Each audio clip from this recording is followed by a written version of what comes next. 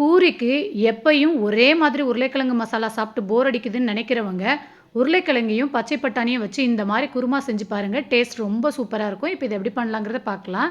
Mixie ஜார்ல கொஞ்சமா தேங்காய், 5 பல் பூண்டு, 2 துண்டு இஞ்சி, 3 பச்சை மிளகாய், 1 டீஸ்பூன் சோம்பு சேர்த்து நல்லா பேஸ்ட் பதத்துக்கு அரைச்சு வச்சுக்கோங்க. இப்போ 3 டேபிள் ஸ்பூன் அளவுக்கு எண்ணெய் சேர்த்துட்டு, கடுகு, உளுந்தம்பருப்பு, கடலைப்பருப்பு சேர்த்து வறுத்துருங்க. இது கூடவே ஒரு பெரிய சைஸ் வெங்காயம், கருவேப்பிலை, உப்பு சேர்த்து கண்ணாடி பதத்துக்கு வதக்கிருங்க.